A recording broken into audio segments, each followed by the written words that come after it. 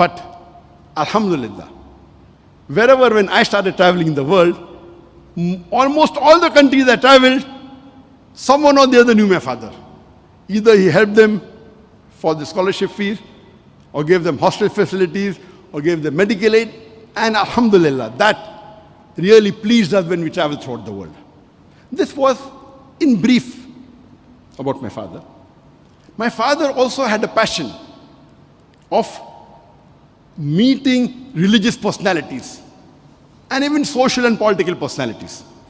He knew most of the religious Islamic figures in India and also some abroad. One of his friends, by the name of Dr. Ali Mate from Cape Town, he used to send him video cassettes of Sheikh Ahmed Deedat. And when I came back to Bombay in 1987, we come back to 1987, I hardly saw about 1 or 2 cassettes of Sheikh Deedat, maybe half, 3/4. In December 1987, Sheikh Ahmed Deedat happens to come to Bombay. And my father tells me, Sheikh Ahmed Deedat is staying with my friend. Why don't you accompany me? We'll go and meet him. I wasn't really enthusiastic to meet him. But because my father requested, to keep my father happy, I went. So me and my brother, we accompanied my father to meet Sheikh Ahmed Deedat. I did not know much about him. I had seen maybe half of his video, 1.5. When we entered the house of my father's friend, we could see that towering personality, 6'3" Sheikh Ahmed Deedat with a white beard. Impressive. And he told us that I have come to India for a few days. I had been to Tatkeshwar, Surat, the place where Sheikh Ahmed Deedat was born. And you may be knowing that at the age of 6, he went to South Africa, and that's another long story, we won't touch that. So he came to visit his hometown, the place of birth, for a few days, and he was returning back to South Africa. And he said tomorrow, we went to meet him in the late evening or early night. And he told me, tomorrow late night, I'm flying back to South Africa. So my father told him, why don't you give a lecture tomorrow? So Sheikh Deedat said, how can you arrange a lecture in less than 24 hours? We can start the lecture after Maghrib, and your flight is late in the night. He said, how can you arrange?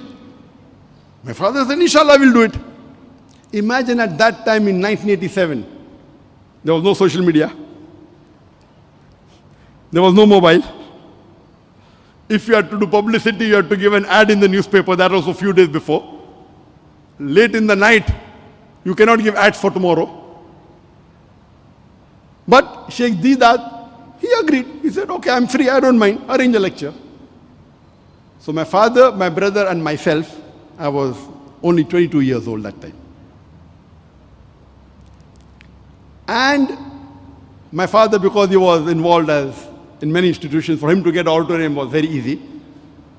He booked the Al-Malatifi Hall in Sabu Siddiq in Bombay, which had a capacity of 800 seats. But I was wondering, how could we fill 800 people overnight? And alhamdulillah, next day, there were more than 1,000 people there. Not only more than 1,000 people, the creme de la creme of the Muslim community of Bombay were there. The rich businessmen were there, the philanthropists were there, the educationists were there, the film stars were there, only because of Allah, number one.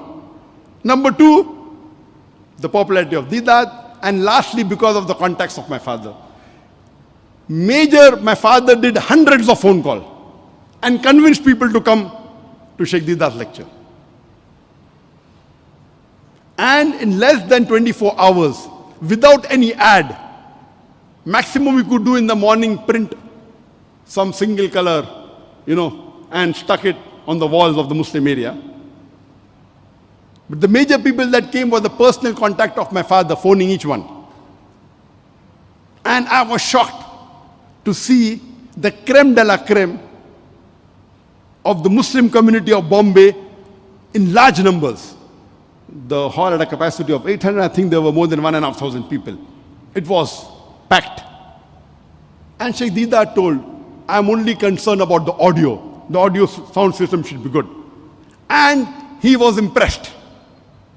He gave a talk on the topic, Islam and other religions. And that's the first time I heard Sheikh Ahmad Deedat live.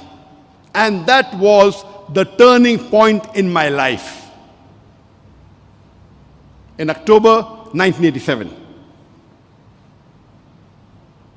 And he was impressed that who are these two young boys who could organize in less than 24 hours and get more than 1,000 people at that time. So we requested Sheikh Deedat, why don't you come again after a few months? And he agreed to come again in the mid-1988. And that time, he came for approximately 10 or 11 days. And we organized 18 lectures of his. And this time, I was more aware of Sheikh Ahmad Deedat. He had become my icon. He had become my hero. So when the second time Sheikh Deedat came, and alhamdulillah, we organized these talks in auditoriums. All of them were packed on different topics, 18 different topics. 2 days he went to Bangalore. And I was his chauffeur. I was his driver, everything. And we could find the humility of Sheikh Ahmad Deedat. He stayed in my house, in our house. He slept on the floor. And I told him, Uncle, why are you so aggressive? He told me, son, I'm not aggressive, I'm militant. He used to say, I'm a Pathan. And there are only two ways you can fight the devil. One is with holy water, and the second is with fire. I chose the fire. He did not rebuke me. He told me, my son, I'm not aggressive, I'm militant. I'm a mujahid.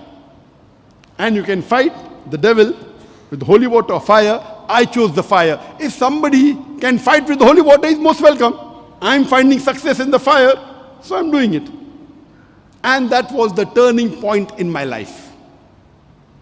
Only on Sheikh Ahmad Deedat I can speak for maybe 5 to 10 hours. Time will not permit us. Then when he went back, he invited me. I went to South Africa. I stayed at his home. Then he told me, why don't you attend the International Dawah Training Program to be held in the end of 1988? We have got thousands of applications. I think he had about 40 seats. But I was doing my medical college second year. I could not take a leave of 2 months. So I had to apologize. I came back to Bombay and my life changed. I started doing dawah. I almost memorized all the lectures of Sheikh Deedat. Almost all. He had given me a set of more than 50 video cassettes. That time he had 50 sets. And I started my dawah in Bombay. And I realized that when I spoke with non-Muslims, I never stammered. Miracle. When I did dawah with the non-Muslim, with the Christian missionaries, with the Hindu Pandits, I never stammered. The moment I come back and speak with any Muslim, same stammering. Ajib. I said, what is this? The moment I start with the non-Muslim, no stammering. I come back home, I speak to my sister, I start stammering. I speak to my friends, I start stammering. I said, Alhamdulillah, at least while doing dawah, I don't stammer. And I started doing dawah, going to church, one-to-one dawah, with priests, with pandits. And from 1988 to 91, Alhamdulillah, that became the major mission. So much so that I even did dawah in my Bombay Medical College, Nair Hospital, Topiwala National Medical College. And the Muslims were very few, hardly about 3%. In population, we are 14.5%, according to statistics, actually more than 20%. But in the medical college, we were only 3%. So when I used to do dawah, all my Muslim friends used to run away. saying, Zakir to abhi marwayenga. Zakir will now have us killed. So when I asked to start doing dawah with the Hindus, my Muslim friends used to run away. So I had to be alone in the battlefield. Alhamdulillah, Alhamdulillah. Never ever did any non-Muslim even catch my collar while I did dawah. Till today, mashallah. I even started doing dawah with my professors and my teachers. So my Muslim friend used to say that in a medical college there is a separate examination called as viva voce, which is orals. So besides passing in theory, you also have to pass in orals, viva voce. So my friend said, you are doing dawah with your professors, they will fail you. And to fail in viva is very easy, there is no record. At least written paper you can do re-examination and you can repass, correct? But viva voce, there is no re-examination. And you have to pass separately 50% in viva and 50% in written exams. So my friend used to tell me that you're doing dawah with your professors, Hindu professors, they'll fail you. I used to tell them, if they fail me, maybe Allah wants me to do one more year dawah with them. I was an optimist. I never said, oh, if they fail me, why should I? I said, if Allah wants me to do, if Allah fails me, maybe Allah wants me to do one more dawah with them. And alhamdulillah, I continued my dawah. And we used to print, because my father had many organizations. So, alhamdulillah, my father funded the complete tour of Sheikh Ahmad Didat. There was on his own. Allah had given him the capacity. So I told my father, why don't we print Sheikh Ahmad Didat's book and distribute it free? So we printed, he had about 17 books, some 10,000, some 15,000, 20,000 capacity. And we gave ads in the newspaper and started distributing Sheikh Didat's book free. Then we thought, why don't we make a library for distributing Sheikh Didat's video cassettes to the public. And I told my father, why don't you give me some space, we have got so much property.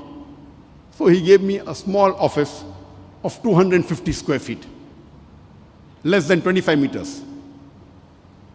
And I told him, I require 5,000 rupees every month from you. You are donating so much outside. Why don't you give me 25,000, why don't you give me 5,000 rupees a month? In today's, it would be about 67 US dollars. At that time, today the dollar rate is 75 rupees to a dollar. That time it was 23 rupees. So at that time, it was about 218 US dollars a month. I told my father, you are spending so much money giving charity.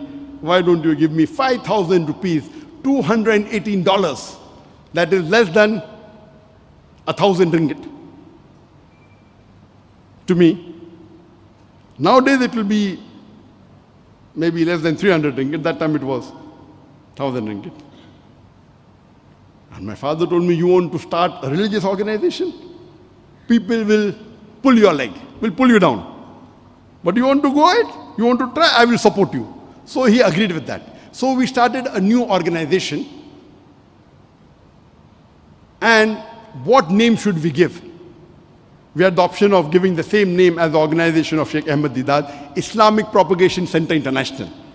But we thought giving the name propagation in a Hindu majority country will not be hikmah. So we chose the name Islamic Research Foundation. And we started the organization in a small place of less than 25 square meter with a budget of 5,000 rupees. In today's time, $67.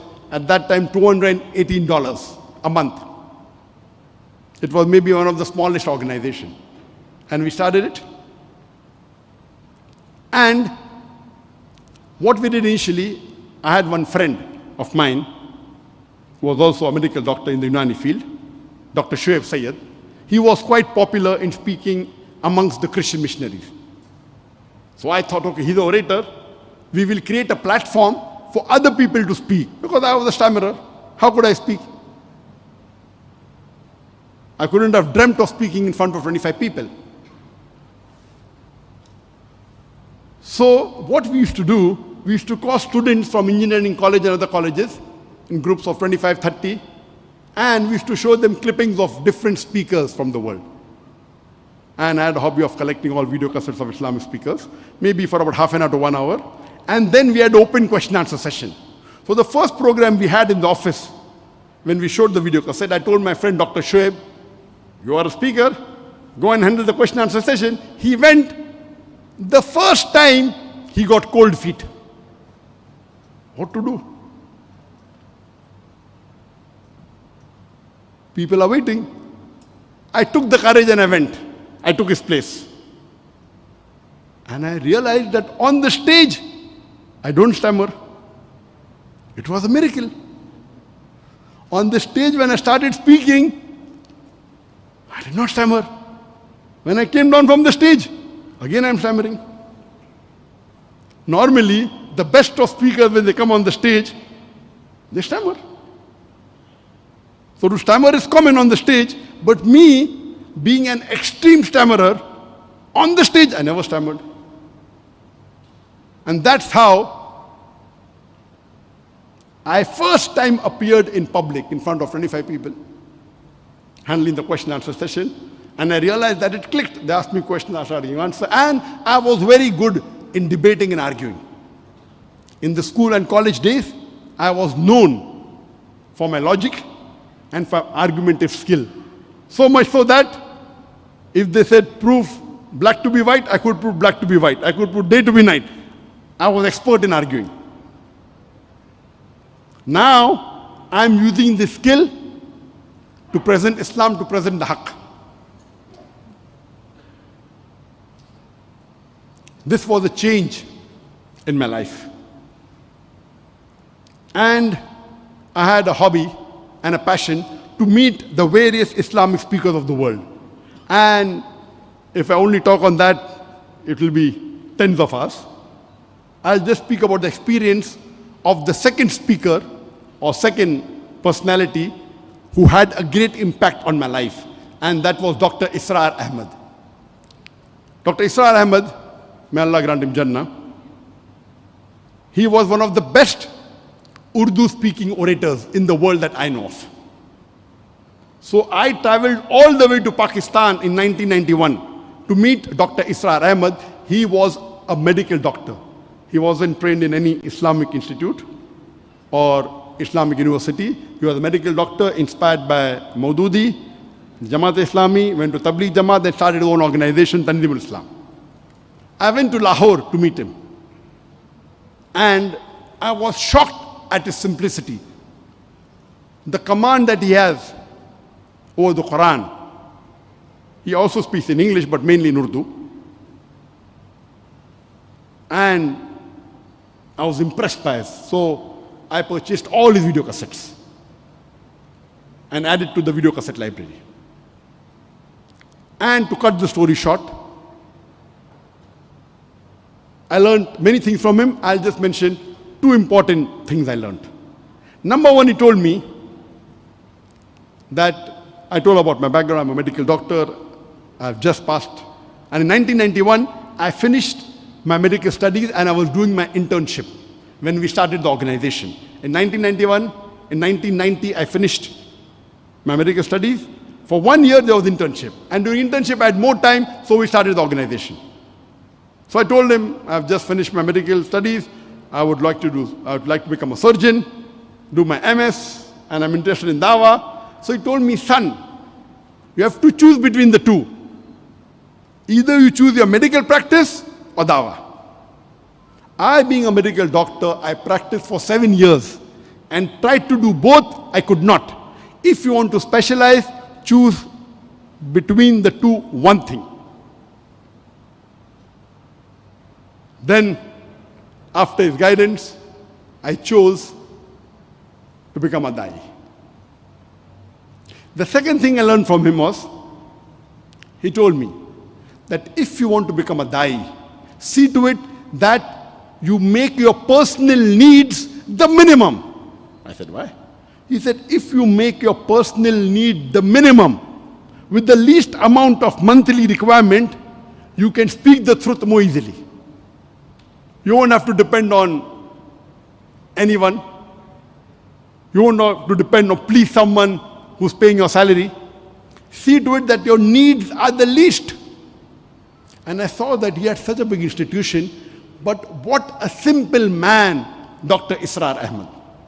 May Allah grant him Jannah. And this thing, that not to spend excessively, was one of the cornerstone of my success.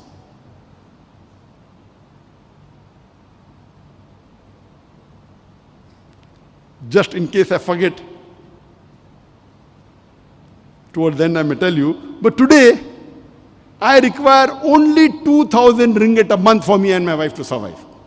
Only 2,000 ringgit. Very comfortably. Very comfortably. Not for my dawah activity. Dawah activity, though I have travel, fly, I pay my own money, that's different.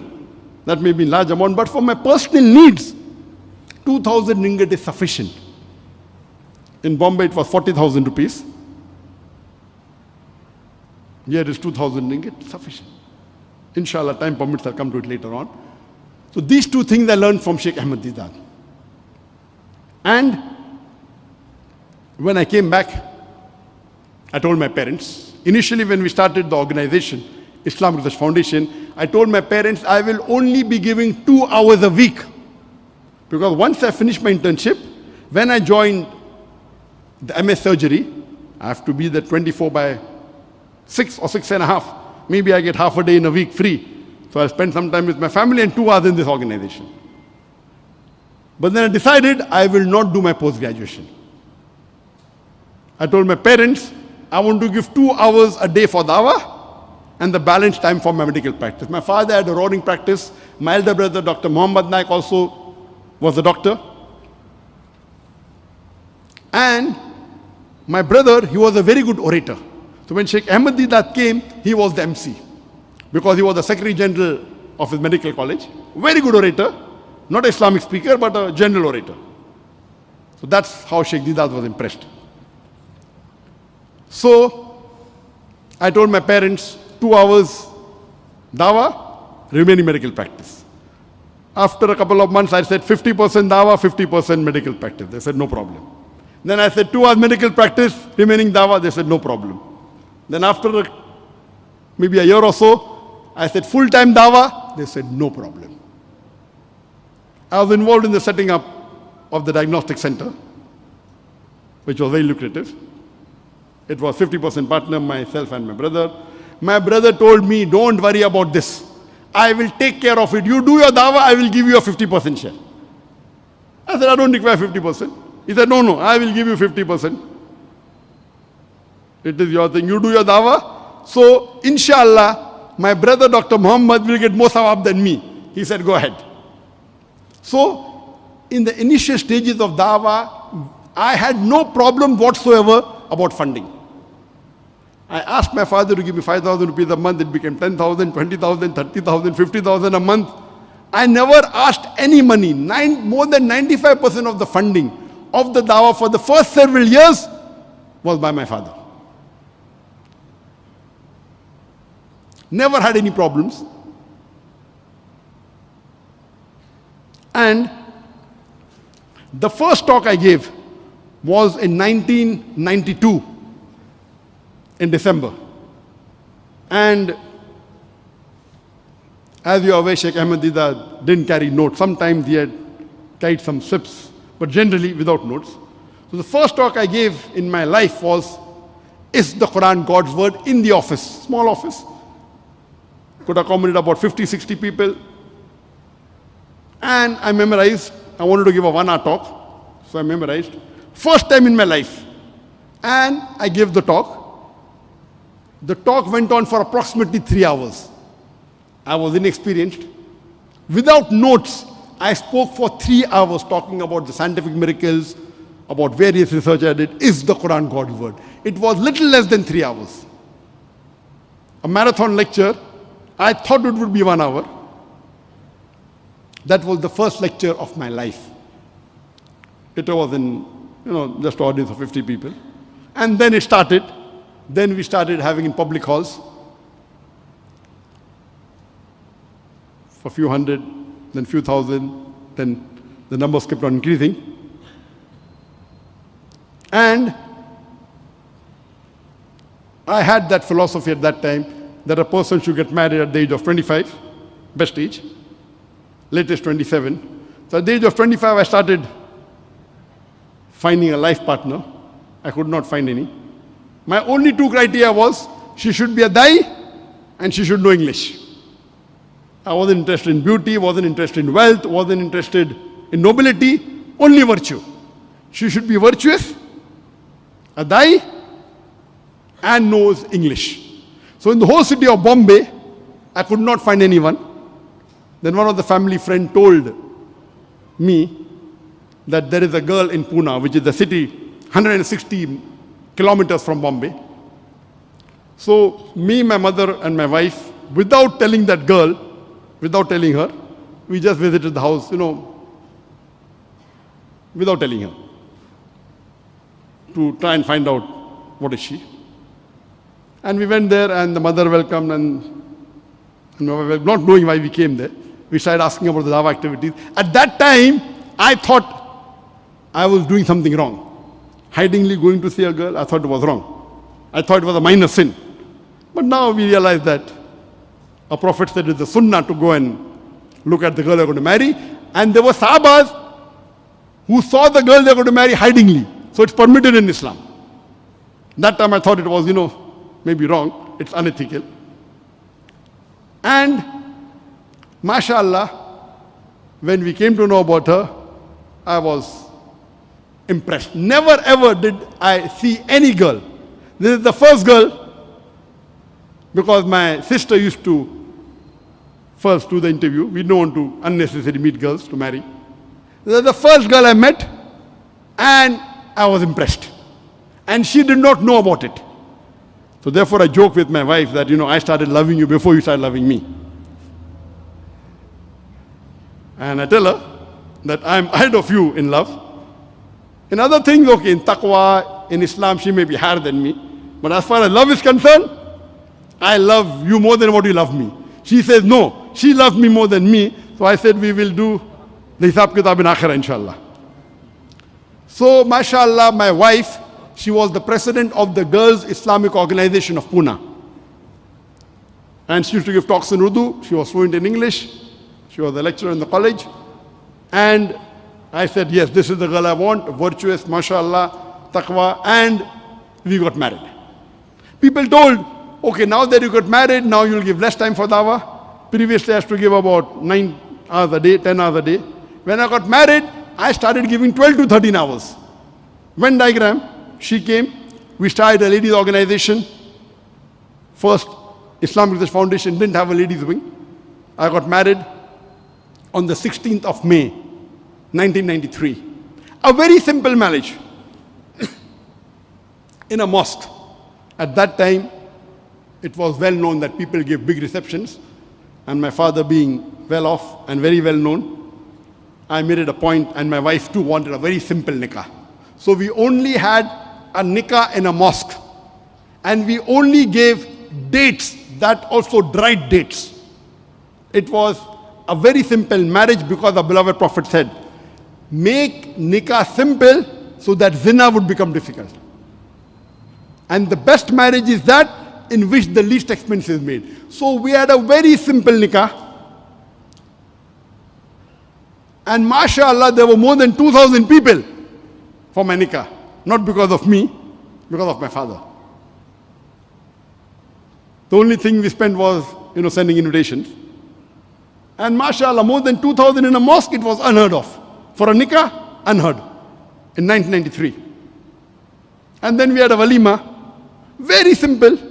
We only called 19 people, direct brothers, sisters of mine, and brothers, sisters, and their spouses from my wife's side. Only 19 people. And we called 50 people from the orphanage. But the Prophet said, in the walima, there should be poor people. So 50 people from the orphanage, 19 relatives of me and my wife. We hardly spend 3,000 rupees on the walima, that's it. 3,000 rupees would be 1,800 ringgit. So to give an example, and when my wife's relatives came, we kept them in my relatives' home. We put beddings on the floor. We could have booked the best of five-star hotel, we could afford it. But we wanted to make the marriage very simple. So much so that we saved the money, what we can spend on the marriage, and we bought a new office for the organization. And that was the foundation. And it grew, mashallah. So what we could spend millions of ringgit on the wedding, which normally is done, compared to the status that we had, we spent that money in buying an office. I said, I don't want a house for myself. I want office for the Dawah organization. And that was an investment. And this organization, Islamic Research Foundation, it grew. MashaAllah. And we'll come to it later on.